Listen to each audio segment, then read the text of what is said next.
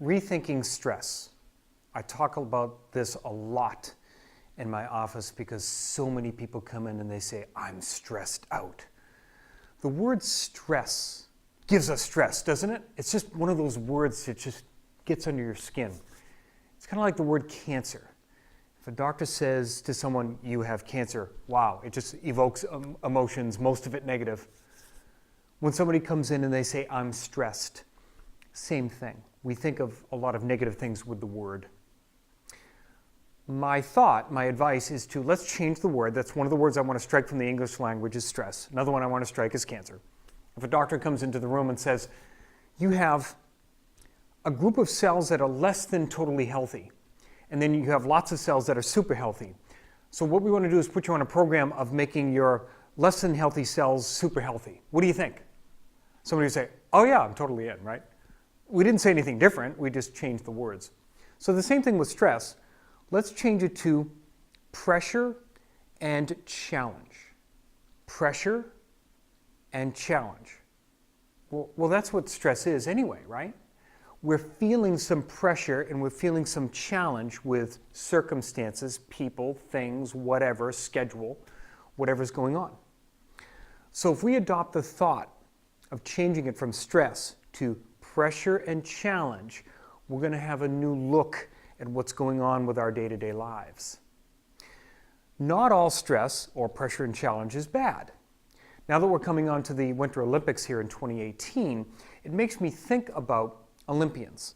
And I will watch some of the Olympics, I'm sure many of you will as well, and we are always in awe, and we just think it's awesome of these athletic abilities and the things that they do. But we often forget the challenge and pressure that these athletes went through for, say, 20 years until they got to the point where they're performing on the world stage and doing these incredible feats.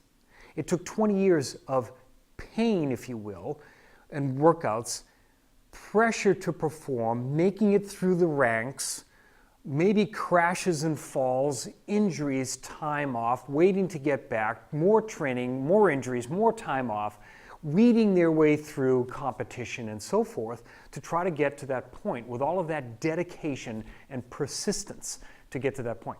If they didn't have that pressure and challenge of commitment and athletic performances on all the levels to get to the Olympic level, we probably wouldn't respond the way we did.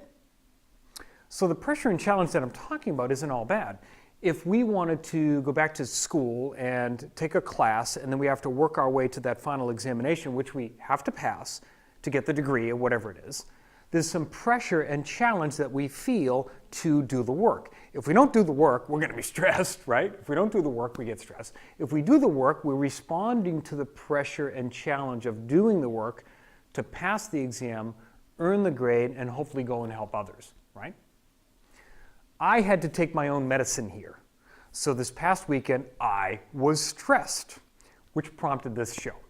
So I had a tight schedule. I had an event that I wanted to get to. I felt as though, gosh, am I going to be able to finish the list of things that I had to do, right, before I got there? And then I had things to do afterward, and was I able to finish that before I could go to bed, right? We all feel this kind of thing. And now I'm rushing around and feeling that pressure and challenge. I felt stress, in other words, right? So I felt the stress. Finally, I got to the event that I wanted to go to, and I was like, what was I thinking? And it was just so silly. So this is what I'm going to present to you. 3 things that you can do to make that transformation. Number 1 is to ask better questions. Asking better questions will help direct what's going on. And of course, Tony Robbins has taught this for decades now. Asking better questions. Instead of asking the question, why am I so stressed? Our supercomputer will list 30 reasons why you're so stressed. Well, you don't have enough time, you're not making enough money, your relationship's not good enough, you hate your job, blah, blah, blah.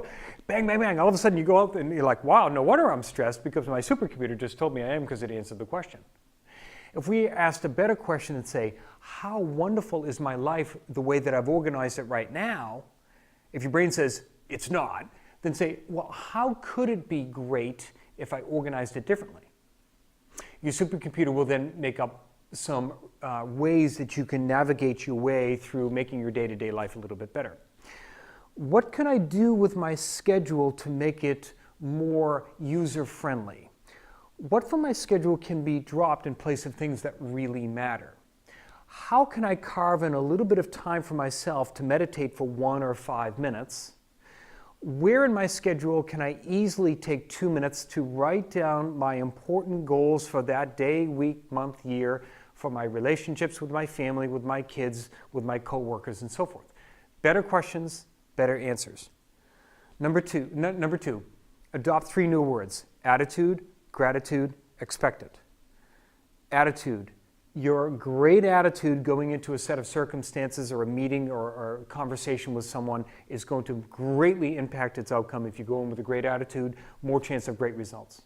Gratitude, being grateful for everything that you have in this life. If you live in the United States, you already live in the richest country ever to be known in humankind's history. You don't have to worry about, is there a roof over my head, or is there going to be a missile in my front yard tomorrow, or where's my next meal going to come from? Many of you don't have to think about that. Some of you unfortunately do. But you can send gratitude to yourself for your great life, to all the others around you. And expectant. I expect the best from myself and from life and from today and from the great decisions I'm going to make and all the wonderful things that are going on in my life. Attitude, gratitude, and expectant. And the third thing is if you need to feel good right now, do something for someone else right now, even if it's something really small. Opening a door, quick phone call, hey, that report was great. I remembered what you said last week and that was really wonderful. I never thanked you for blank. Whatever it is, go do that. That will make you fantastic. And 3 things, other people that are talking about wonderful ways of steering your brain and getting you away from stress and more into pressure and challenge.